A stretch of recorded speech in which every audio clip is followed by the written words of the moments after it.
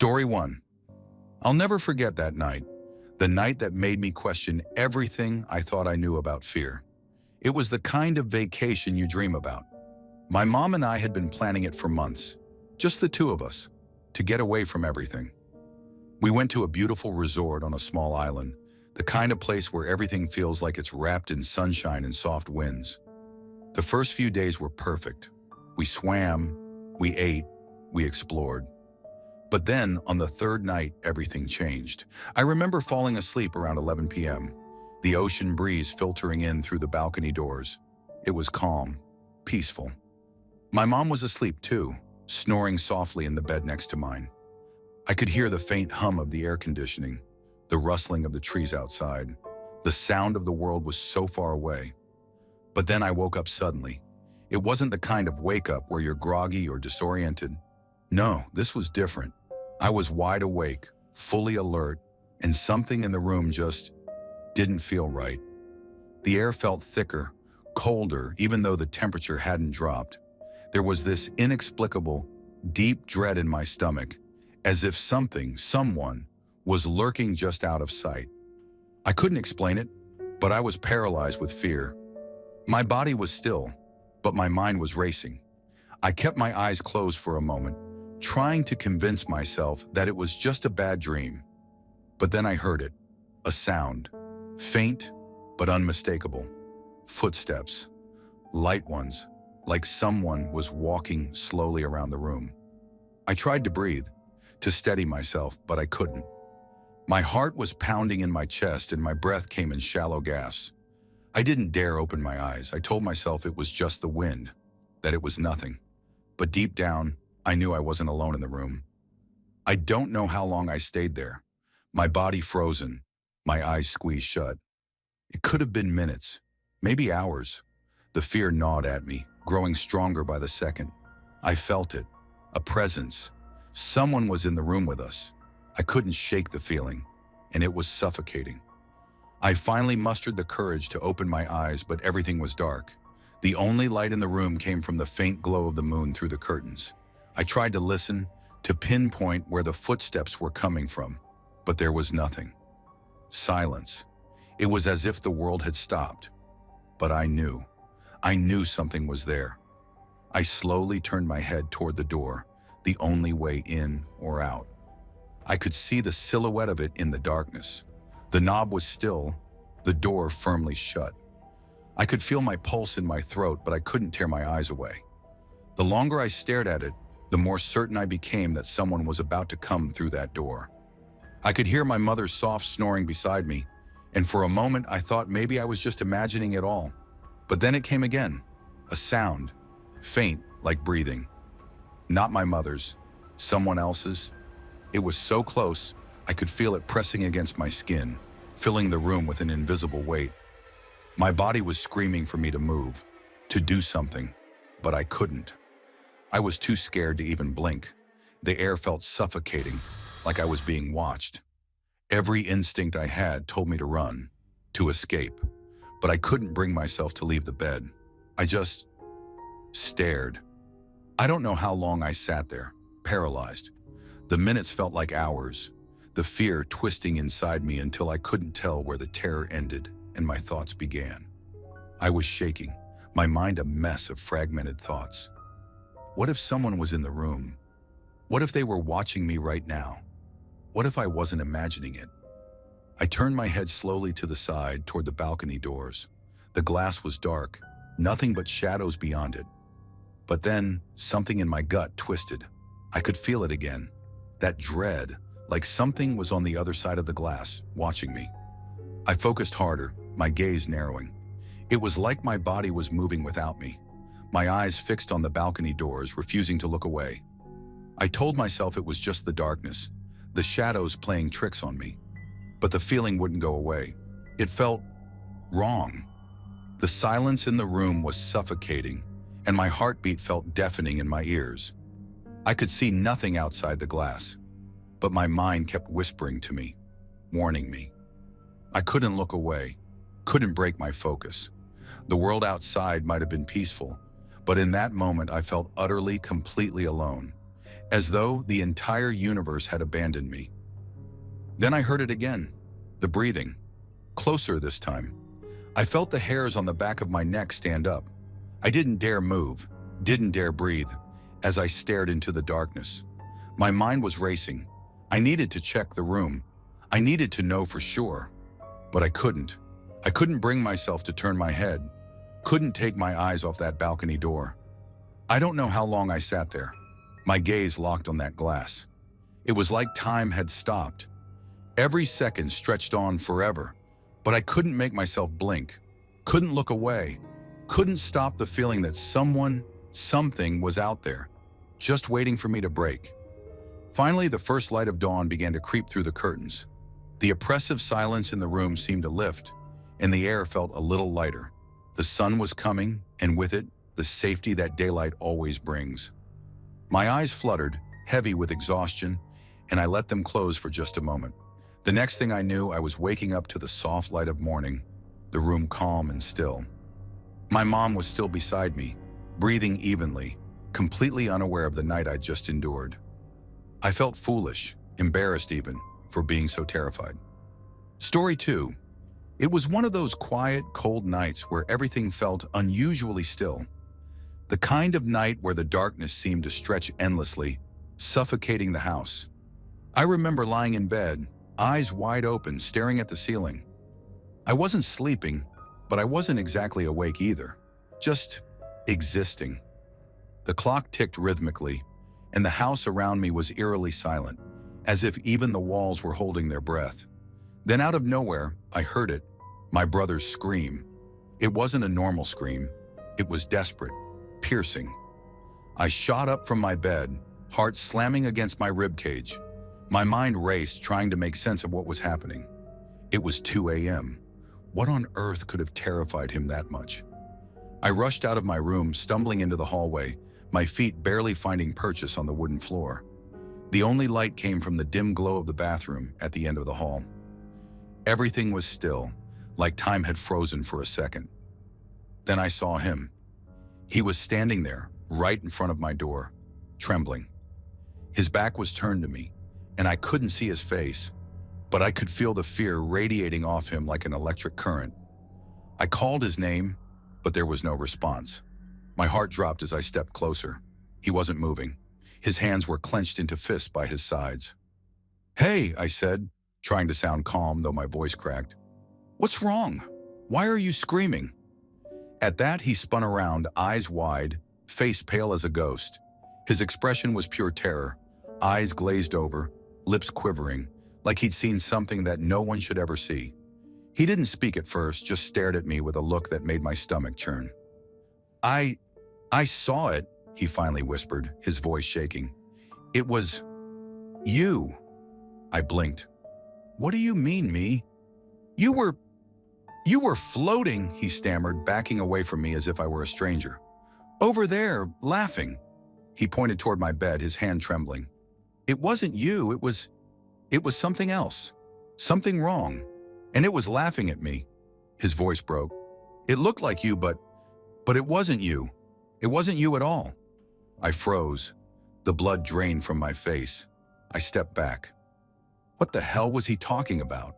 I could feel my pulse pounding in my throat as my mind tried to wrap itself around what he had just said.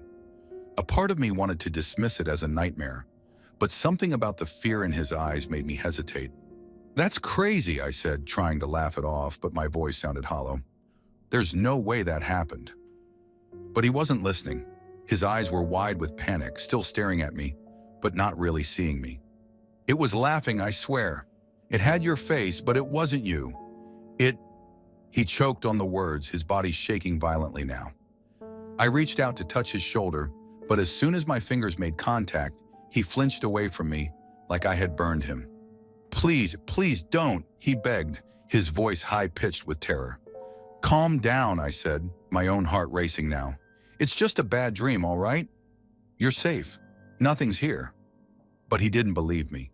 His gaze darted back toward my room, like he was afraid to take his eyes off the doorway. And I couldn't blame him. There was something unsettling about the way he was looking at it. I glanced over at my door, half expecting to see something, I don't know what, but there was nothing there. The room was dark and everything was still. But then, as I stood there, a horrible thought crept into my mind. I had been lying in bed just moments ago. Was it possible he had seen something? I could feel the hair on the back of my neck standing up, a cold, unsettling sensation creeping through me. I turned back to my brother, who was now visibly sweating, his breathing shallow. "You're sure about this? You're sure you saw me?" I asked, trying to keep my voice steady. His eyes flickered toward me for just a second before he quickly looked away again. "I don't want to talk about it," he said, his voice barely above a whisper. "I don't want to remember. It's too wrong." I didn't know what to say. I didn't know how to make sense of this. "What happened after you saw me?" I asked, my voice thick with disbelief. Did you run to Mom and Dad?" He shook his head, eyes wide. I couldn't. I had to get away from it. It was too much." He seemed to be retreating into himself, his body curling inward as if trying to protect himself from something invisible. I stepped forward again, this time more cautiously. "Come on, we need to go to Mom and Dad," I said. "Let's just talk to them. Maybe you were dreaming, or maybe—" "No!" he screamed suddenly, his hands flying up as if to shield himself from me. "It wasn't a dream. You don't understand. It wasn't a dream. It was real." His voice cracked, and he collapsed to the floor, burying his face in his hands. I stood there frozen, my body numb. I didn't know what to do anymore. I wanted to scream, to shout at him, but something in the air had changed. The silence in the house felt different now, heavy, like something was pressing down on us. It was only when I heard my parents' footsteps coming from their room that I snapped out of my daze. They must have heard the commotion and come to check on us. When my parents came into the hallway, they were both visibly tired, half asleep, but they stopped as soon as they saw my brother, curled up on the floor, shaking. Their eyes darted between me and him, and it was then that they spoke in hushed, grave tones. "We know what happened," my mom said softly, her face pale. "He's not the first one to see it." My father, who had been standing silently beside her, nodded. "We've been waiting for you to remember," he added, his voice strained. "But maybe it's better you don't." Neither of them would say anything else that night, but I could feel the weight of their words crushing me. As I stood there, staring at my brother, I wondered if I would ever truly know what had happened that night. The fear in his eyes haunted me for days. And the worst part? I couldn't shake the feeling that something wasn't quite right. Something unnatural had taken place in that room. Something none of us could explain. Story 3. I live in a small town on the outskirts of nowhere, nestled between rolling hills and dense woods. It's the kind of place where everyone knows your name, but the kind of place that, if you're not careful, can give you the creeps after dark. Back when I was a kid, we used to think we were invincible, doing things just to test the limits of how much fear we could stomach. This one fall night stands out the most. I was about 17, fresh into my rebellious phase. Me and a few friends, Kyle, Jake, and Sarah, decided to hit up the old cemetery just past the edge of town. We had heard all the ghost stories. It was known to be haunted, especially the section near the old children's graves. Honestly, it was a perfect place for our little paranormal investigation. We grabbed our tape recorder, flashlights, and some snacks, ready to prove to ourselves that we were tough enough to handle whatever spooks were lurking in the graveyard after dark. We arrived just as the sun was dipping below the horizon. The air was crisp, and the trees rustled, the wind whispering things we couldn't hear but swore were there. Sarah made a joke about the atmosphere feeling spooky, but the rest of us were too hyped up to care. The moment we stepped through the iron gates, it felt different. I mean, yeah, it was just a graveyard, but there was something in the air, something heavy, like the whole place was watching us. We split up once we got in. I don't know why we didn't just stick together, but you know how it is when you're a kid, always trying to prove you're braver than you actually are. I wandered off toward the back of the graveyard, near the section where the children's graves were. I'd always been fascinated by how eerie it felt, how quiet it got when you stood among them. That night it was worse. I was walking along, listening to the crunch of the gravel beneath my boots, when I noticed something strange. At the foot of a small headstone, there was a little toy excavator, the kind of toy you'd expect to see in the sandbox, not abandoned in a graveyard. It was odd and kind of heartbreaking. I knelt down to inspect it, my fingers brushing the cold plastic, and for a moment, I thought about the child buried there. The thought of a tiny grave for someone who never got to grow up hit me harder than I expected. I stood up and placed the toy back where I found it, shaking off the sadness. But that's when things started to feel off. It was like something had changed in the air. My stomach twisted, a feeling creeping up my spine like I was being watched. I glanced around but saw nothing.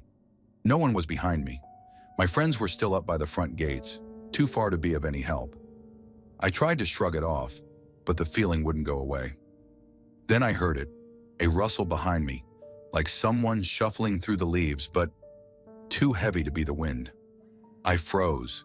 The hairs on the back of my neck stood up as my heart pounded in my chest. I told myself it was just an animal, but I knew deep down that it wasn't. The footsteps were getting closer, moving in sync with mine. I whipped around, but there was nothing there, just the dark, silent graves. Nothing but the cold moonlight reflecting off the tombstones. That's when it happened. Something shoved me from behind. It was forceful, enough to knock me off balance. I stumbled forward, my hands flailing as I tried to catch myself. I had no idea what it was. It felt like a solid push, like someone had put their whole body into it, but I was alone. I turned around, breath catching in my throat, expecting to see one of my friends trying to scare me, but I was still alone. I yelled out, my voice echoing through the empty cemetery. "Guys, did you see that?" They came running toward me, their flashlights bobbing in the darkness. Kyle was the first to reach me. "What happened?" he asked, out of breath. "I got pushed," I said, trying to steady my shaking hands. Something pushed me." The others looked at me like I was crazy, but Kyle didn't hesitate. "Let's check the recorder. We'll go over it back at the house." So we left the graveyard, the weird sensation hanging in the air like a thick fog. I couldn't shake the feeling that whatever had pushed me was still there, watching us leave. I didn't speak much on the way back, just feeling that weird sense of dread that I couldn't explain. Something wasn't right. When we got home, we set up the recorder and played it back. At first, it sounded like the usual background noise: wind, leaves rustling, the occasional distant car passing. Then I heard it. It was faint at first, barely audible over the sounds of nature. But it was there. A child's laugh, high-pitched and innocent, but laced with something darker. A giggle, sharp and uncomfortably close to the mic. And then, just before I was pushed, you could hear it again. Faint, almost mocking. Like a small child playing a game. We all froze. I looked around at my friends, their faces pale, wide-eyed. None of us could speak. It wasn't the wind. It wasn't some random sound. That laugh was not from any of us. I couldn't explain it. I still can't. But what I know for sure is that someone was in that graveyard with me that night. Something that wanted to make its presence known. After that, we never went back to that cemetery. No matter how much we joked about it, the fear was there. Because some things, some experiences, you can never really escape. Not fully. Story 4. It was the summer of 1999. I was about 12 years old, and for as long as I could remember, my summers were spent at my aunt's house in rural Mexico. Her home was large, but it wasn't exactly a mansion, more like a compound, surrounded by a high stone wall and distant from the nearest neighbors. On the property was a smaller house, a 2-bedroom place where the family of 4 lived, the parents and their 2 boys, who were my age. This wasn't the first summer I'd spent there. In fact, it felt like second nature to me. The house was simple but cozy. The windows in every room were tall, from mid-wall to the ceiling, and the beds were placed beneath them. I remember the soft breeze drifting through them at night, always keeping the house cool despite the oppressive summer heat. The house had a strange history, though. I learned over the years that the little house had been built after the previous one burned down when I was too young to remember. What caused the fire was never really spoken of, but the parents always looked a bit distant when the subject came up.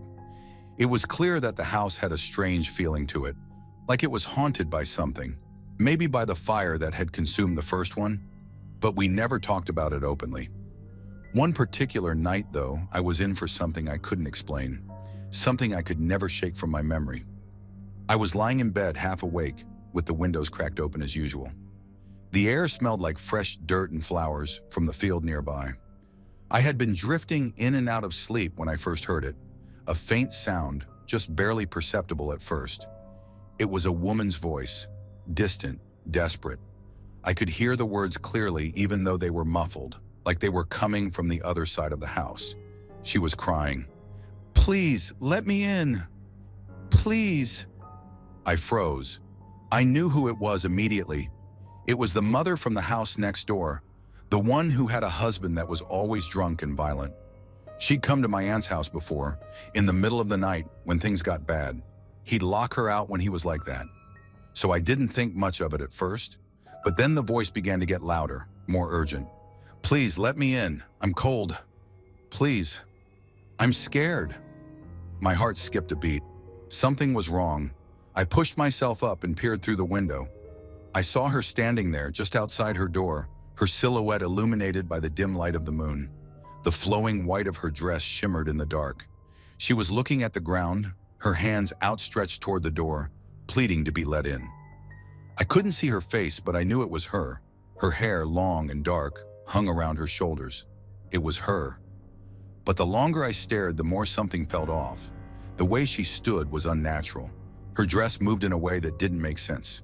It was like it was floating in the wind, but there was no wind. I blinked, rubbed my eyes, and leaned closer to the window, trying to get a better look. That's when I noticed it.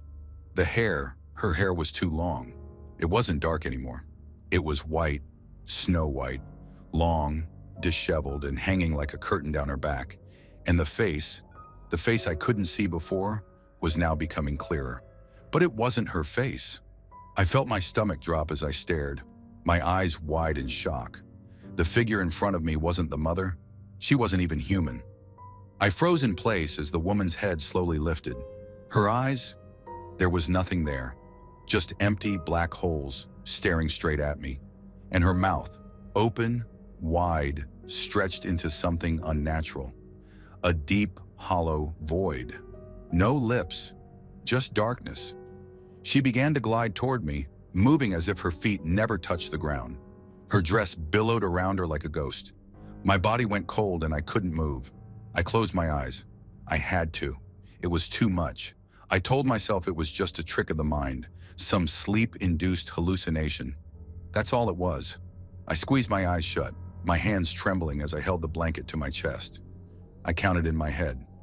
1, 2, 3.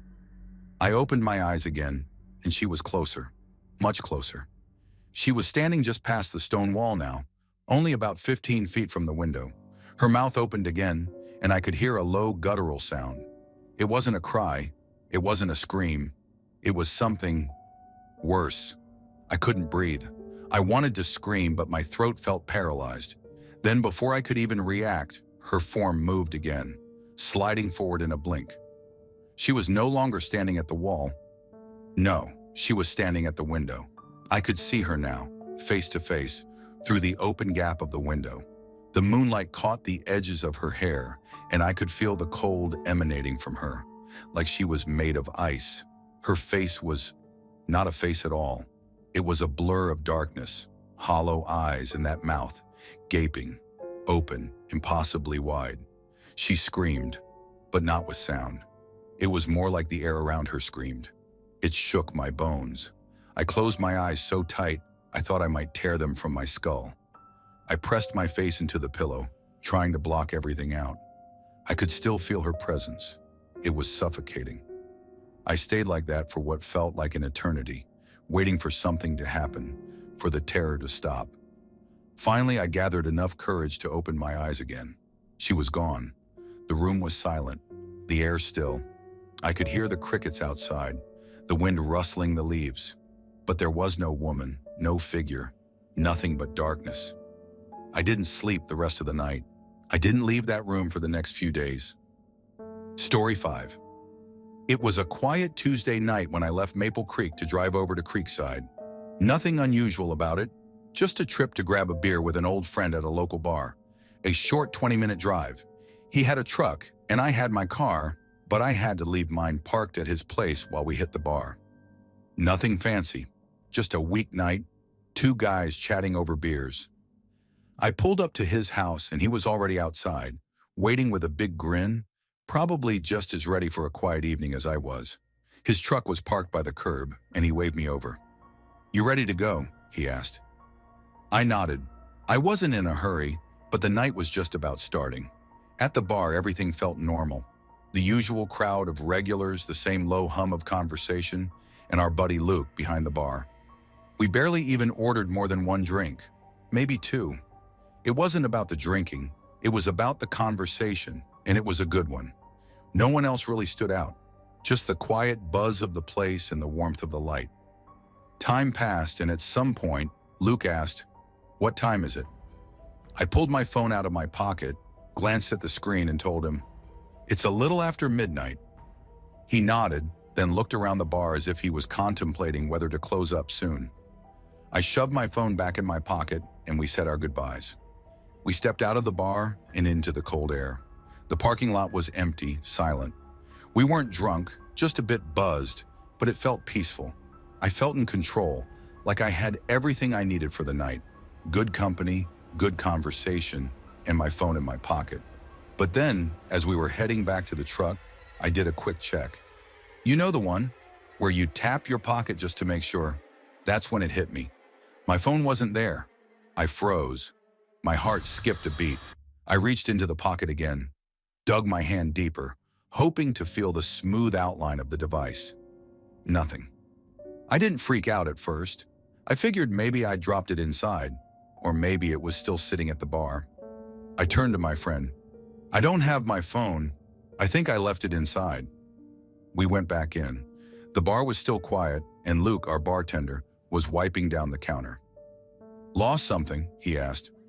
"My phone," I said, and we started looking around, lifting up chairs, checking the floors, the tables. But it wasn't there. It wasn't in the bathroom, not in the corner where I'd been standing, not on any of the counters or near the jukebox. I felt the panic starting to build. It didn't make sense. I had just seen it not 2 minutes ago. We checked around the truck, under the truck, inside my car, even though I knew I hadn't had my phone when I got in there. No phone. It was gone. There was no trace of it, and neither of us knew what to do. "You sure you had it with you when you got out of the truck?" he asked. "Yeah, I'm sure," I replied. "I used it right before we left the bar. I remember." Still, we kept looking, searching in every corner, even retracing our steps in the parking lot. At some point, I just gave up. I couldn't think straight. The night had turned from normal to bizarre in the span of a few minutes. We decided to head back to his place, and I threw myself into the passenger seat of my car, frustrated and feeling a little foolish. I tried to brush it off. The whole situation felt wrong, but maybe I was just tired. I'd figure it out later. We drove back to Maple Creek in silence. I was barely listening to the hum of the engine. My mind kept racing. Where had I left it? How could I lose my phone like that? And then, something happened. About 10 minutes from home, I heard something. A soft thud. I wasn't even sure what it was. A rock bouncing on the road? Something in the back seat shifting? I glanced around the car, but everything seemed normal. I leaned forward, my hand instinctively reaching over to the middle armrest. It felt like something had dropped into the compartment. I felt around, but I couldn't find anything. The space felt empty. My heart skipped. Could it have been my phone? I shook my head, trying to laugh it off. No way. I couldn't have been so careless as to leave it there.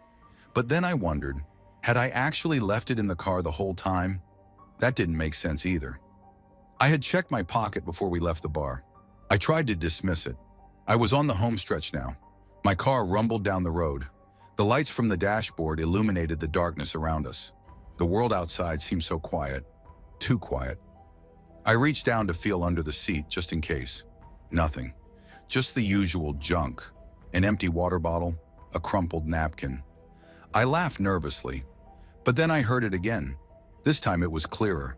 a soft, unmistakable scrape, like something sliding across the fabric of the seat.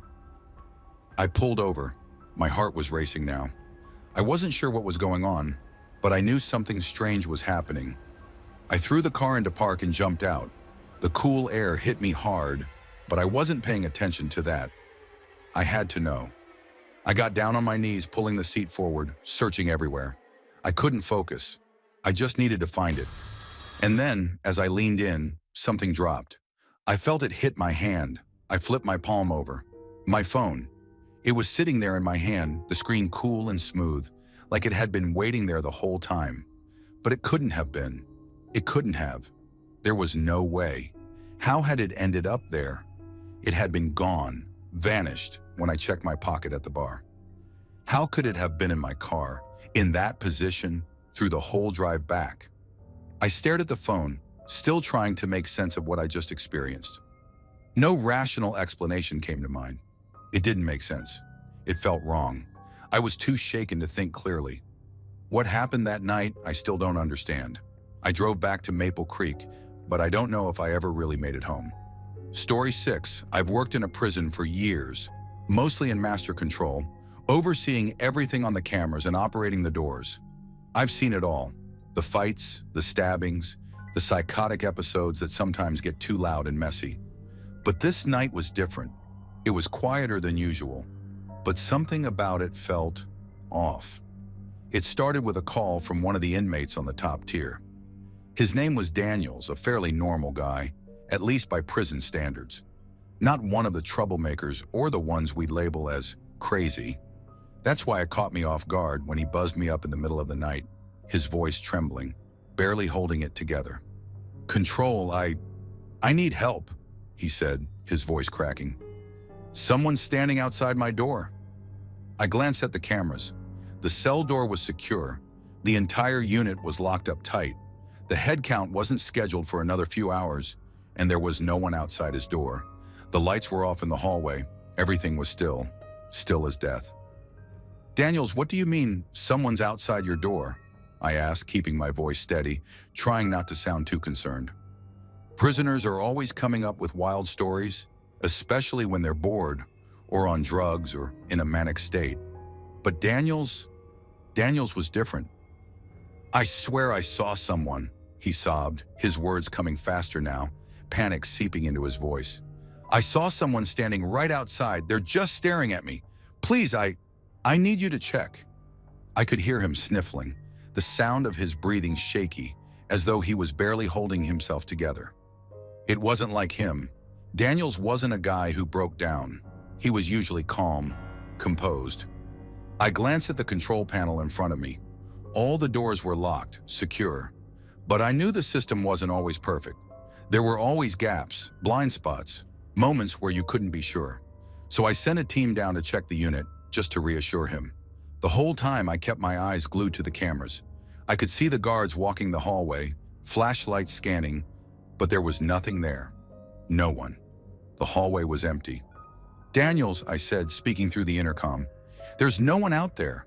We've got staff on the way. Just stay calm. You're okay." But he didn't stop buzzing me. It was relentless. He kept pleading with me, begging me to check again, to send someone down. His voice cracked every time he spoke, full of fear. It was hard to ignore, harder still to brush off. I'd dealt with my fair share of inmates with serious mental issues. Hallucinations, psychotic breaks, all of it. But Daniels wasn't one of them, at least not that I knew of. "Please, please, you don't understand," he kept saying. "I can hear them walking. I can hear their footsteps. I can hear breathing. They're outside, I know it." I had to calm him down. "Listen to me, Daniels," I said, keeping my tone firm but gentle. "We've checked. There's no one there. You're safe. We're right here with you." But then, something strange happened. The alarms went off.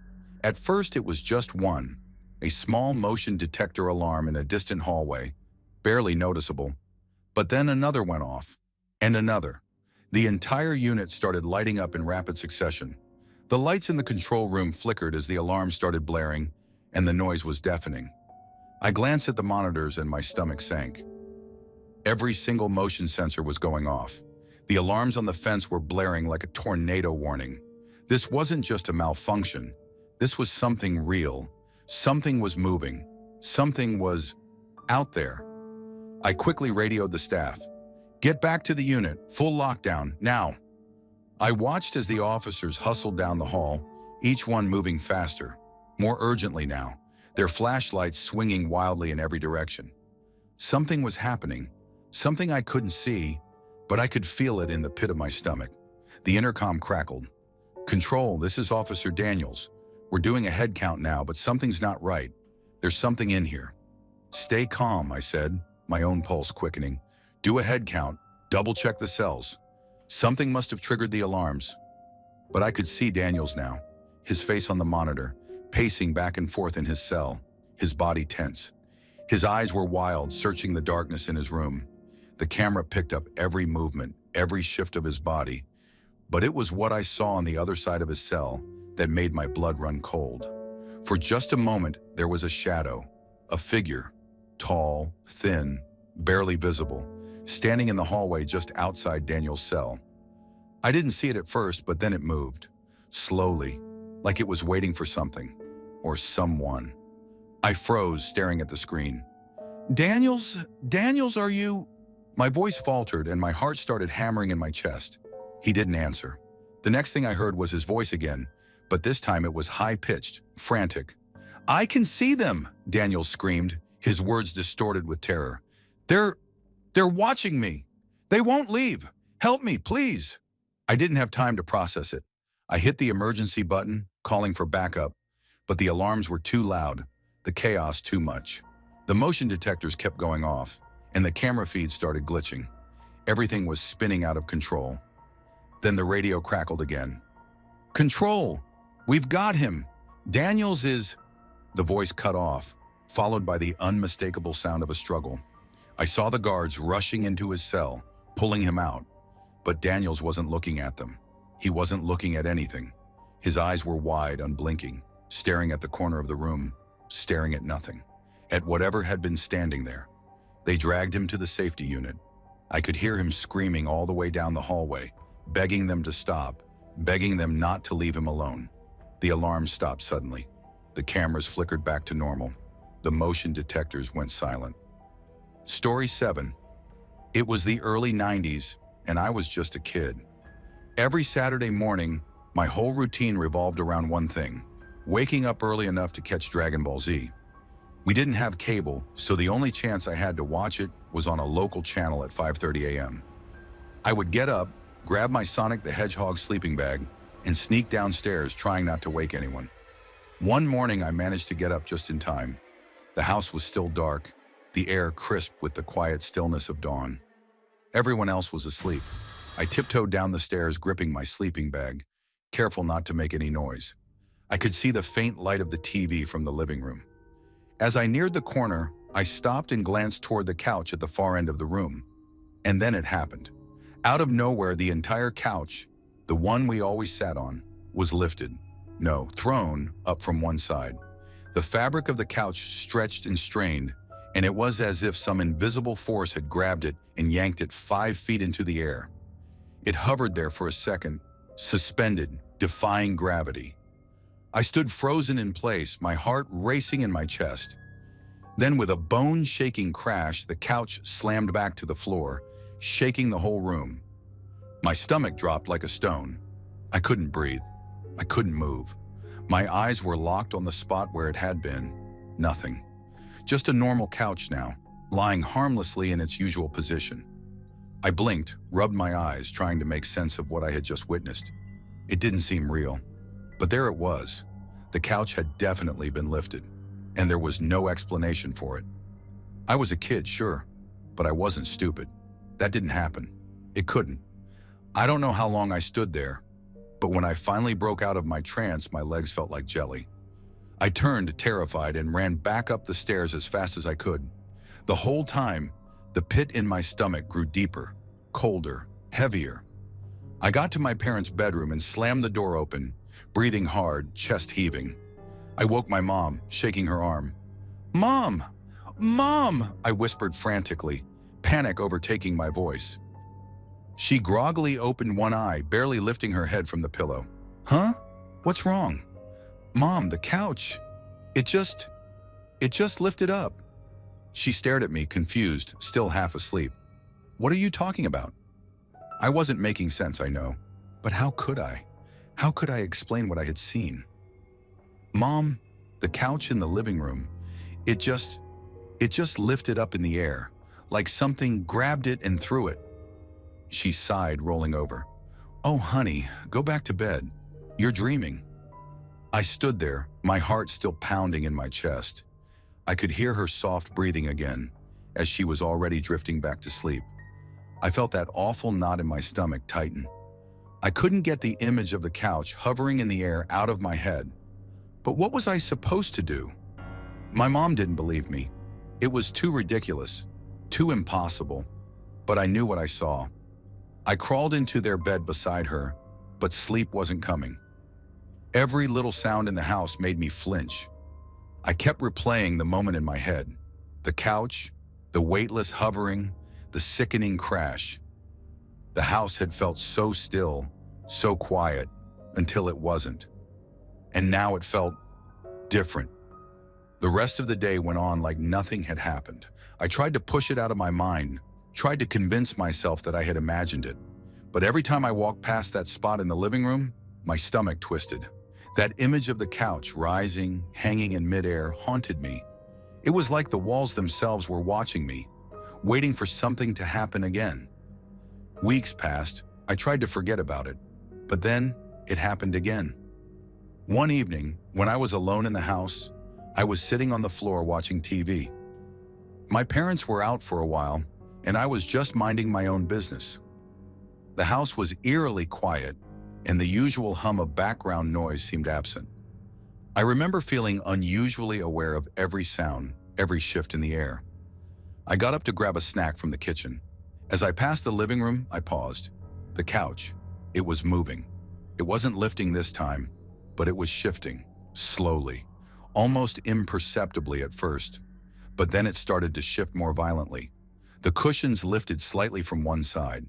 The entire piece of furniture creaked, groaned as if it were alive. I stood there, rooted to the spot. I should have run. I should have screamed. But my body wouldn't move. I just watched, heart racing, stomach churning. Then just as quickly as it had started, it stopped. The couch fell back into place with a thud. It was as if nothing had happened. I ran out of the room. I didn't look back. Story 8. I was about 14 or 15 when I first heard about a Ouija board. One of my friends at school had mentioned it, and I had no idea what it was. Naturally, I asked my mom. She just laughed it off and casually mentioned that our neighbor had one, like it was no big deal. That night, my friends and I decided to take a trip to that neighbor's house. They were always out of town, so we knew we could get away with it. When we got there, we found it in the attic, tucked away under old blankets and dust. It was an old one. Not like the cheap toy store versions that you could buy at Toys R Us, but one that looked like it had been passed down for decades. This one was from the 60s or 70s, rough around the edges, its planchette worn and slightly warped. We set it up in the dim light of my friend's basement, not thinking much of it. We were excited, naive kids thinking it was all just a game. The first time we placed our fingers on the planchette, it moved. At first, it was just a slight shift, and we laughed it off, not wanting to admit we were spooked. But then, it started to move on its own. Faster, more purposeful. The room grew colder, and the air felt heavier.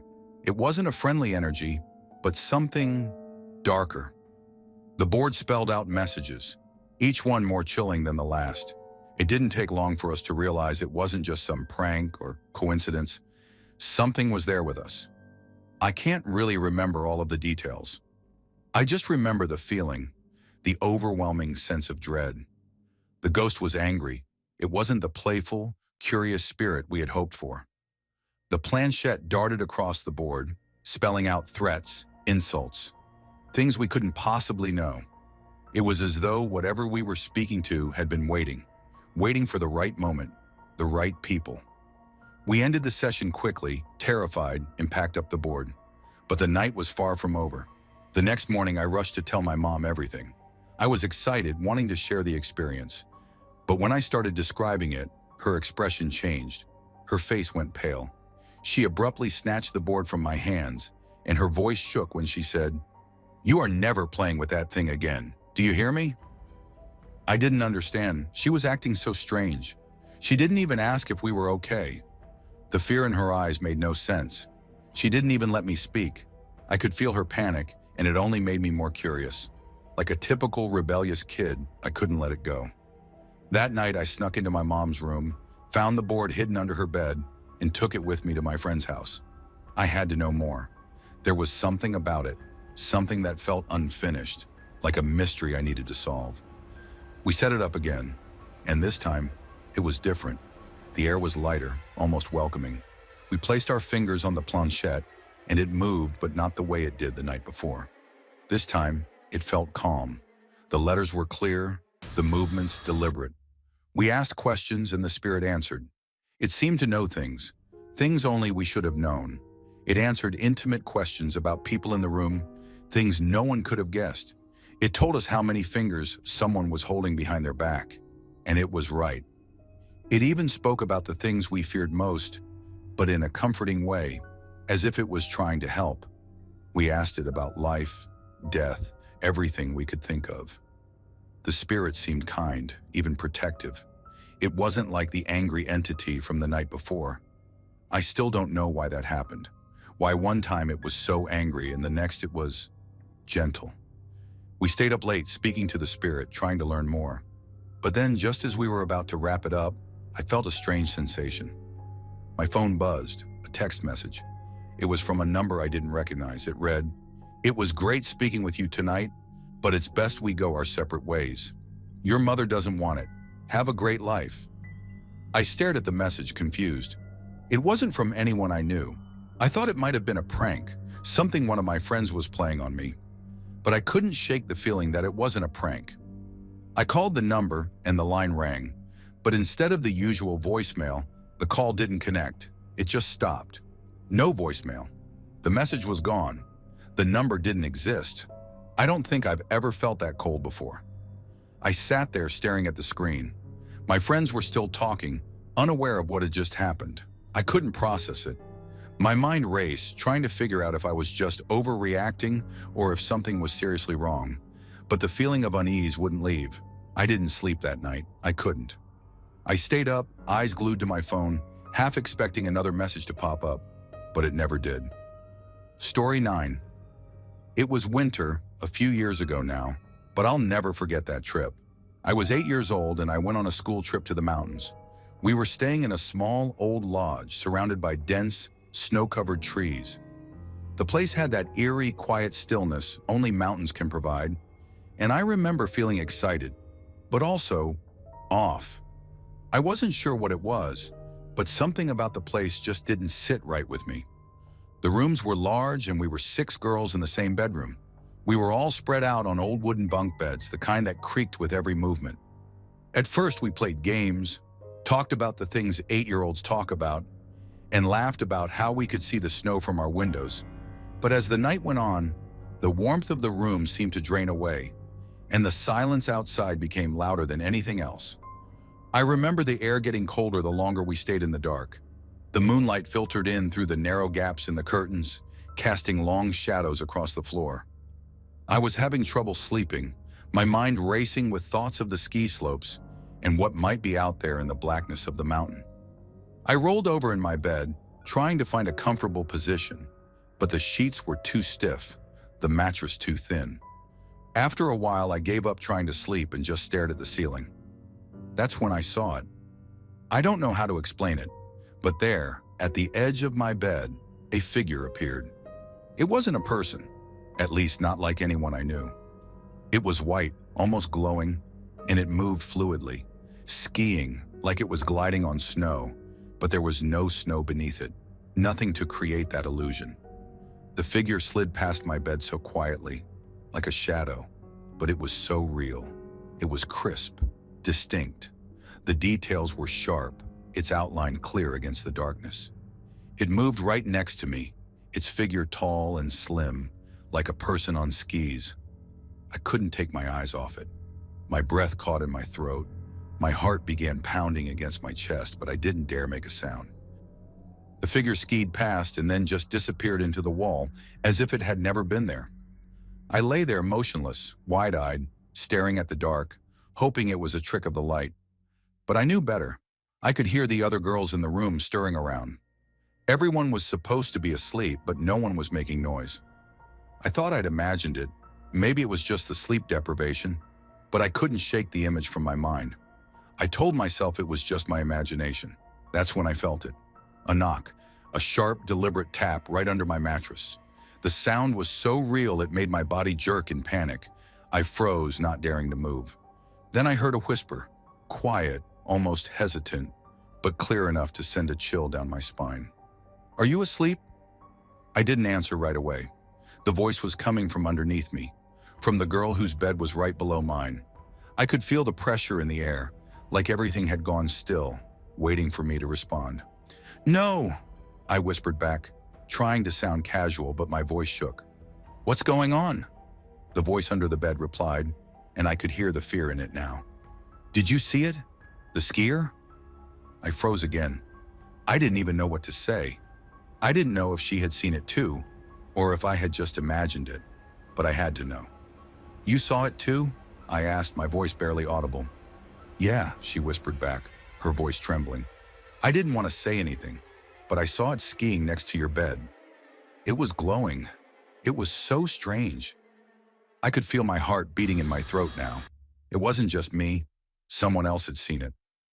My mind raced, trying to process what was happening, but nothing made sense. How was that possible? Why did we both see the same thing? The figure had been so vivid, so real. It wasn't something I had imagined, not after hearing her say it. But what was it? Do you think it's real?" I asked, my voice trembling now, unable to hide my fear. "I don't know," she whispered, "but I don't think we're supposed to talk about it.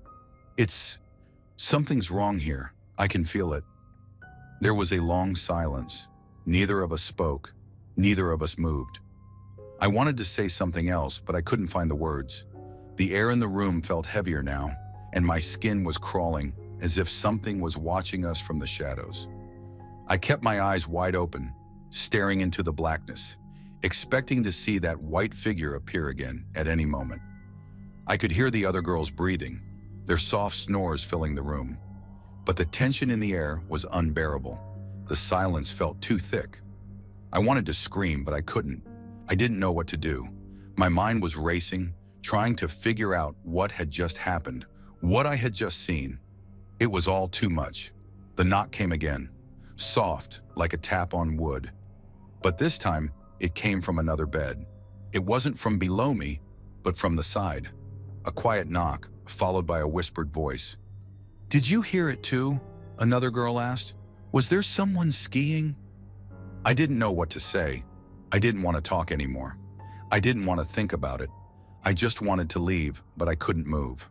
My body was frozen, as though I was stuck in place. We didn't sleep the rest of the night. Story 10. I still remember that night like it was yesterday. It was the middle of winter, the kind of night when the air outside feels like it could freeze you to the bone just by walking out the door. I lived alone in a small 2-bedroom apartment on the 3rd floor of an old building, the kind with creaky floors and the constant hum of the radiator. It was one of those places that always felt a little too quiet, almost unnaturally so. I used to brush it off, telling myself it was just the building settling, but something about it always nagged at me. I'd been working a late shift at the time, and when I got home, it was nearly 1 a.m.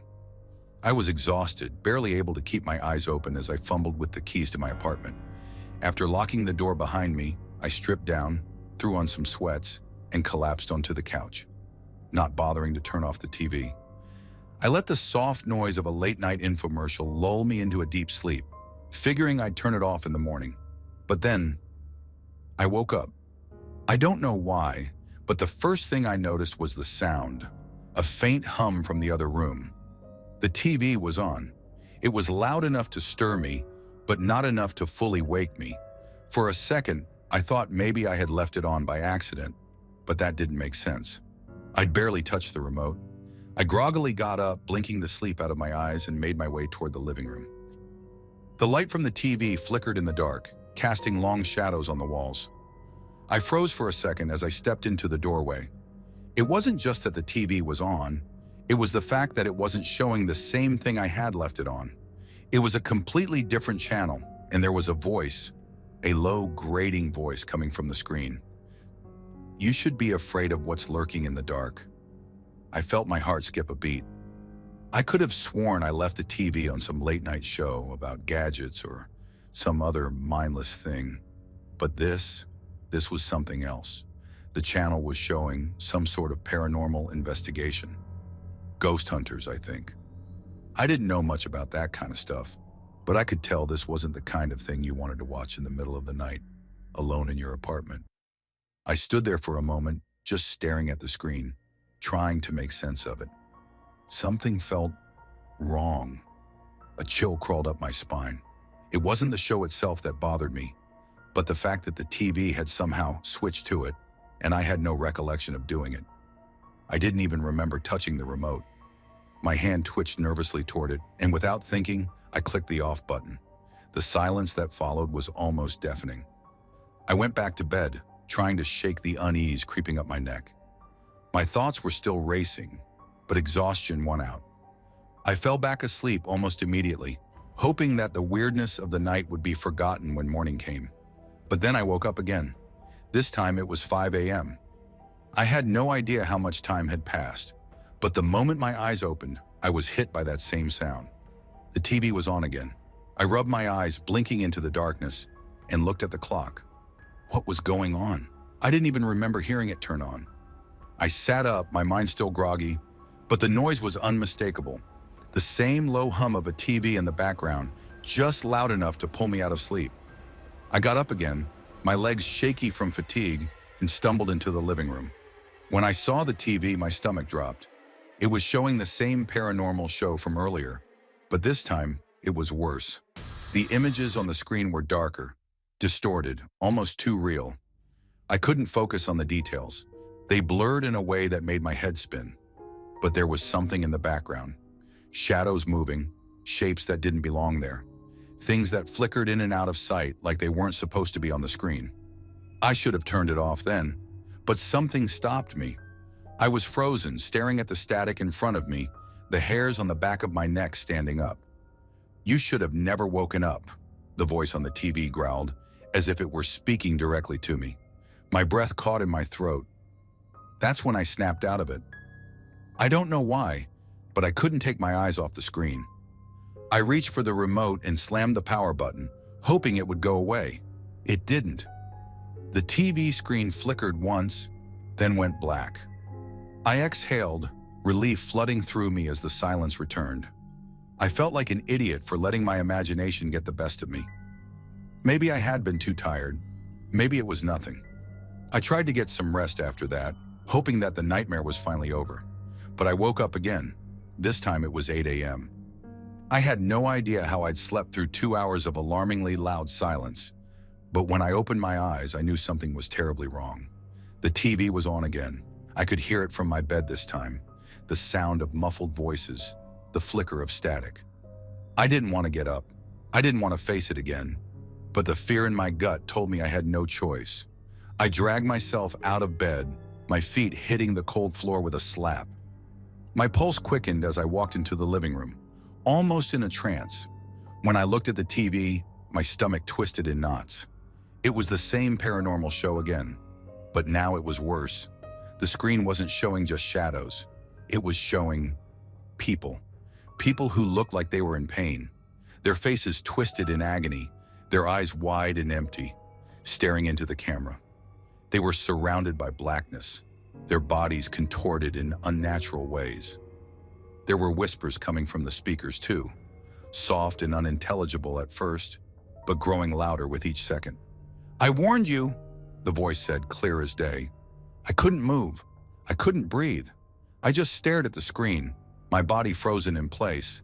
As the voices grew louder, the figures on the screen more distorted. Then, just as suddenly as it started, the TV flickered once more and went completely dark. I don't know how to explain what happened, but after that, it never happened again. The TV never turned on by itself after that morning. The apartment was quiet, the kind of quiet I had always known. Thanks for watching. Don't leave before leaving a like to this video. Also hit the subscribe button to support my work. And as always, have a horrific nightmare, my dear.